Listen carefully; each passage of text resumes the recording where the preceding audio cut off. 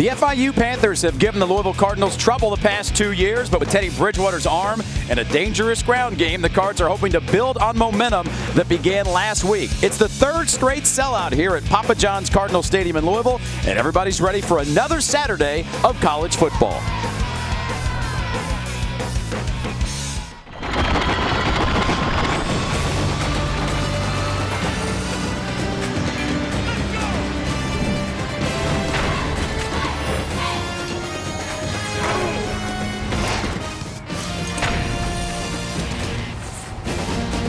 Fresh off a 2-touchdown win over their arch rival, the Kentucky Wildcats, last week, the Louisville Cardinals come in 6th in the country and undefeated as they take on Florida International. Hello, everybody. I'm Drew Diener alongside Doug James. Well, Doug, 2 years ago, Florida International won this game here. Last year, a 1-touchdown game. This year, Louisville, a 6-touchdown favorite.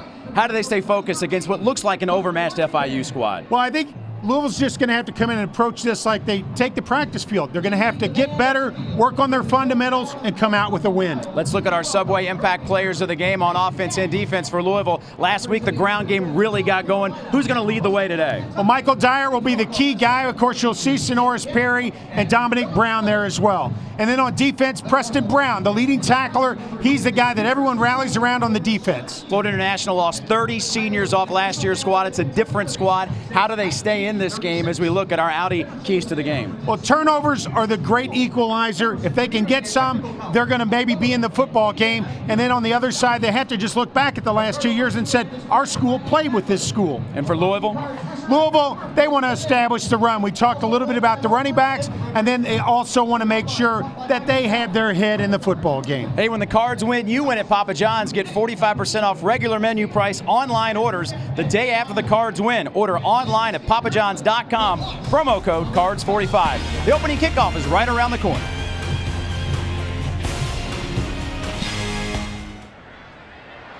And he does avoid the trouble here.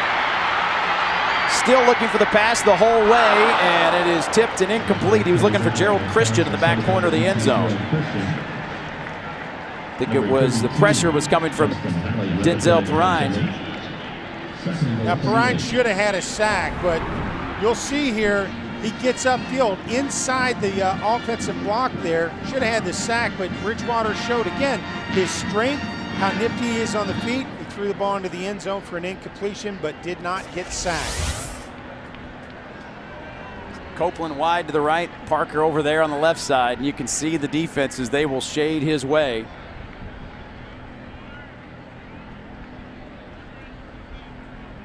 And a give up the middle, and Perry pushes forward to just about the 3-yard line. Derek Jones and Markeith Russell bring him to a stop, so this will set up 3rd down inside the 5-yard line.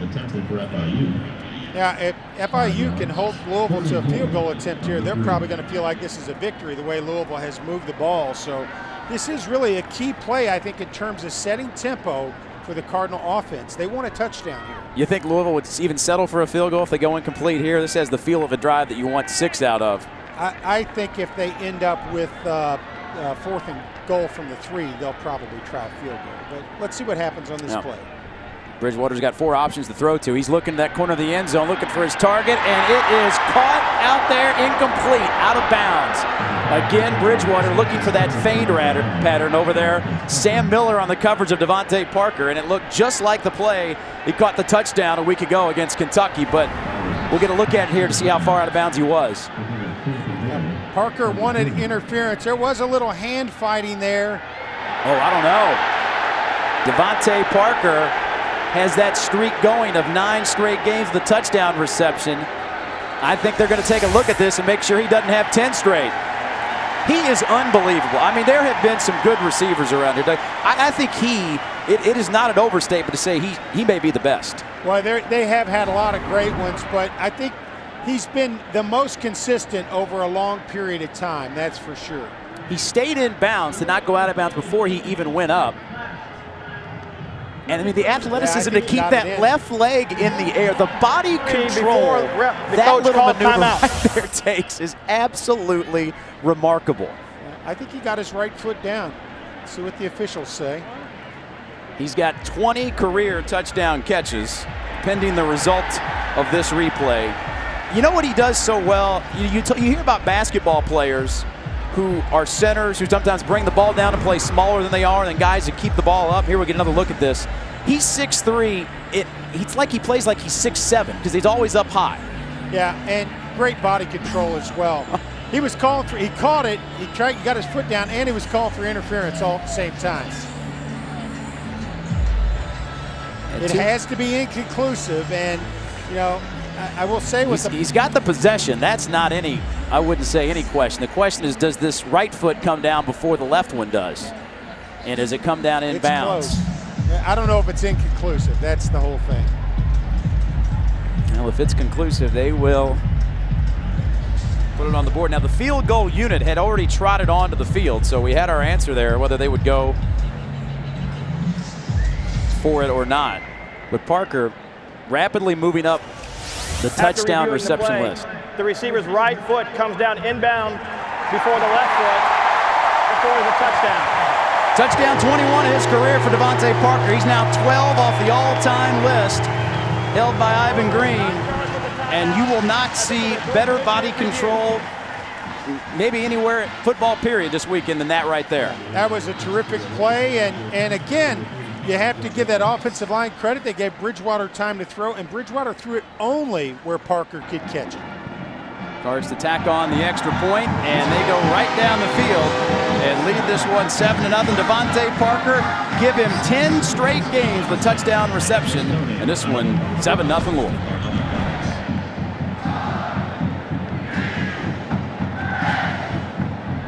Returners really aren't back very deep. You've got De La Cruz and Rogers with 30 yards from the line of scrimmage, and that made sense when the wind was the other way. We'll see. It's almost like playing a shallow infield. Well, they put him in the right spot. It's Rogers with it, and he will get just about to the 35-yard line as Cards once again with excellent field position, a 34-yard punt. And Bridgewater and company with a short field once again. Yeah, I would have thought they were a little too shallow myself, Drew, but the punter again kicking it end over end. And things have gone well for the Cards this year. Maybe the wind changes the field position with them. The wind's at their back all the time. Bridgewater, touchdown pass in this game. The last game he didn't have a touchdown pass was last year's Kentucky game. 16 straight games with at least one touchdown pass for Teddy Bridgewater.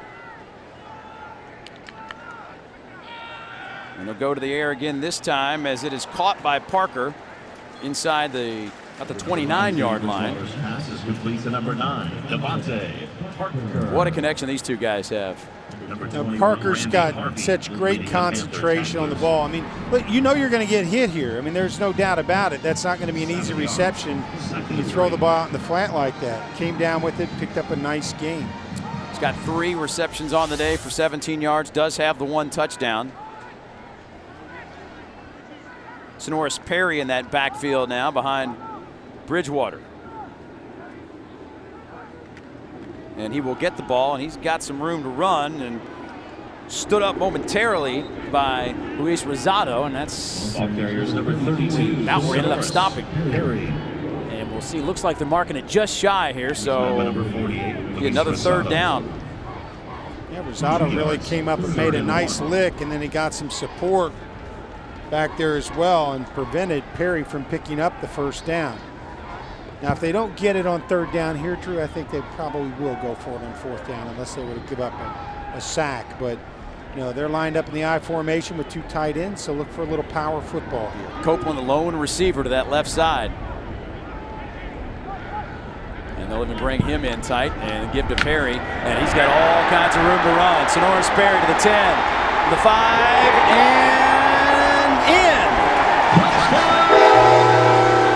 You see that happen a lot where defenses crowd the line of scrimmage and then the hole opens up and there's just nobody back there that has the angle on the running back, and Perry's got the speed to get to the corner for the touchdown. 4th touchdown of the year for him, 26 yards on that one. And Sonoris Perry recovering nicely, you'd have to say, from last year's injury. You know, anytime you have an ACL, you wonder, are you going to have your speed? Is it going to come back? And it clearly looks like Sonoris Perry is as fast as he was before he was injured. 6 carries for 46 yards for him already in this game. And Louisville on top by 17, and Sonoris Perry had the touchdowns last week. He's got another one this week. The Cards on top by 17.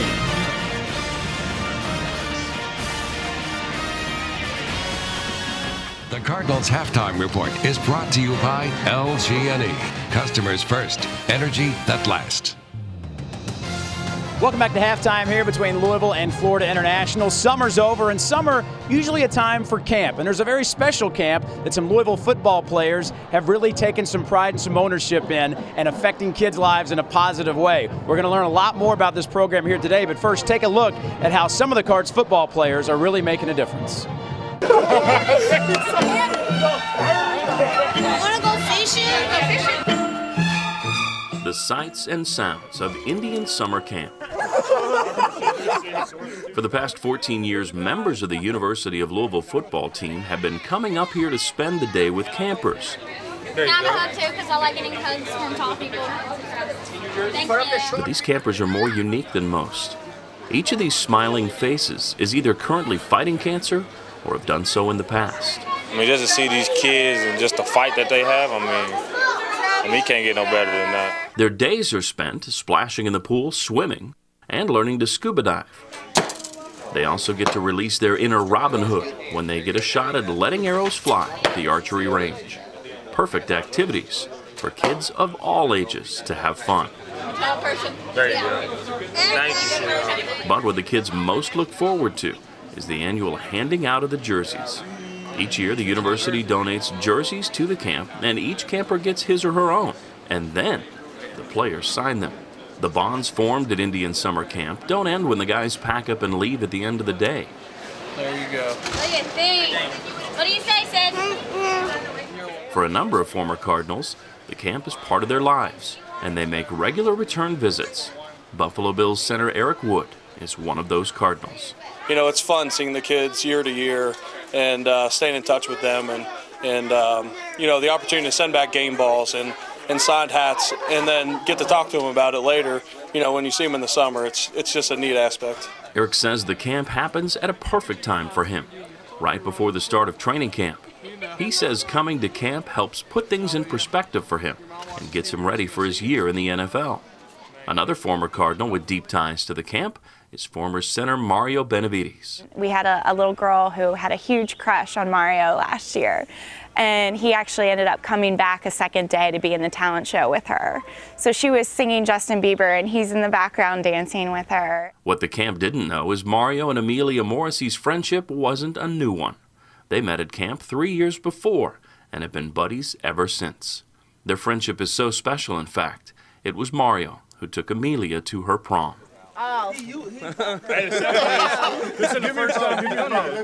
It's these friendships that form that have Cardinal football players lining up to come to camp.